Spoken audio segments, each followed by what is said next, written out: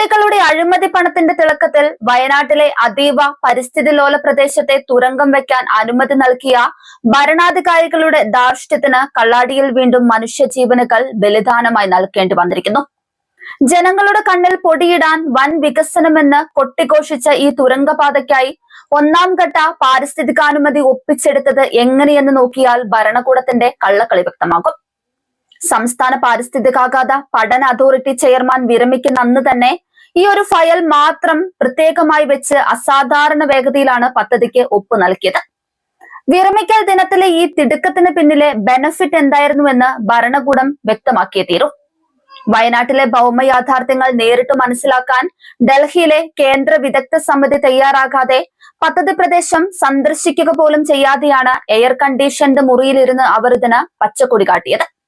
ദേശതലത്തിൽ അംഗീകാരമില്ലാത്ത കൊങ്കൺ റെയിൽവേയാണ് പദ്ധതിയുടെ പാരിസ്ഥിതികാഘാത പഠന റിപ്പോർട്ട് തയ്യാറാക്കിയതെന്ന വിവരവും പുറത്തു വരുന്നുണ്ട്. വൻകിട അടിസ്ഥാന സൗകര്യ പദ്ധതികളുടെ പഠനം നടത്താൻ ഇവർക്ക് നിയമപരമായ അക്രഡിറ്റേഷൻ ഇല്ലെന്നാണ് ആക്ഷേപം.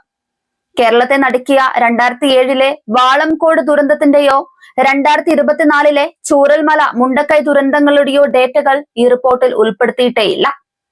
മുൻപുണ്ടായ പ്രകൃതി ദുരന്തങ്ങളെ പൂർണ്ണമായി അവഗണിച്ചുകൊണ്ട് എങ്ങനെയാണ് ഇത്തരമൊരു പഠന റിപ്പോർട്ട് അധികൃതർ അംഗീകരിച്ചതെന്നതും ദുരൂഹമാണ്. മുൻപുണ്ടായ പ്രകൃതി ദുരന്തങ്ങളെ പൂർണ്ണമായി അവഗണിച്ചുകൊണ്ട് കനത്ത ഭാരമുള്ള ടണൽ ബോറിംഗ് മെഷീനുകൾ ഉപയോഗിക്കുമ്പോഴും വൻതോതിൽ പാറ പൊട്ടിക്കുമ്പോഴും ഉണ്ടാകാവുന്ന ആഘാതങ്ങളെ കുറിച്ച് ഈ റിപ്പോർട്ട് മനഃപൂർവ്വം നിശബ്ദത പാലിക്കുകയാണ്.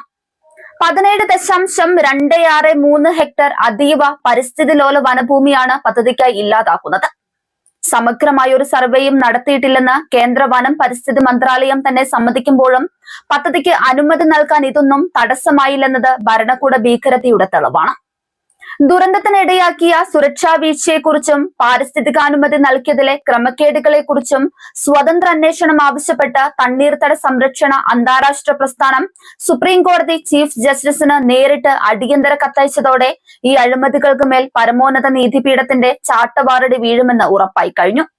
കള്ളാടിയിൽ കഴിഞ്ഞ ദിവസമുണ്ടായ ദുരന്തത്തിൽ ജീവൻ നഷ്ടപ്പെട്ടവർക്കായി കൈകൂപ്പി അപേക്ഷിക്കുന്നുവെന്ന് വ്യക്തമാക്കിക്കൊണ്ടാണ് തണ്ണീർത്തട സംരക്ഷണ അന്താരാഷ്ട്ര പ്രസ്ഥാനം ചീഫ് ജസ്റ്റിസിന് അടിയന്തര കത്തയച്ചത്. ദുരന്തത്തിനിടയാക്കിയ സുരക്ഷാ വീഴ്ചയെക്കുറിച്ചും പാരിസ്ഥിതികാനുമതി നൽകിയതിലെ ക്രമക്കേടുകളെക്കുറിച്ചും സ്വതന്ത്ര അന്വേഷണം വേണമെന്നാണ് കത്തിലെ പ്രധാന ആവശ്യം. കള്ളാടിയിലെ ദുരന്ത പശ്ചാത്തലത്തിൽ നിർമ്മാണ പ്രവർത്തനങ്ങൾ അടിയന്തരമായി നിർത്തിവെക്കണമെന്ന പരിസ്ഥിതി സംഘടനകളുടെ ആവശ്യവും ശക്തമാണ്. അധികൃതരുടെ ഒത്താശയോടെ കമ്പനി കാണിച്ച ഈ ധിക്കാരത്തിന് പോലീസിന്റെയും സാങ്കേതിക വിദഗ്ധരുടെയും കർശന പരിശോധനകൾ നേരിടേണ്ടി വരും. കൊള്ളപ്പണത്തിനു വേണ്ടി പ്രകൃതിയെയും മനുഷ്യനെയും ചതിച്ചവർ ആരായാലും ജനകീയ കോടതിക്ക് മുന്നിൽ അവർ മറുപടി പറയേണ്ടി വരും.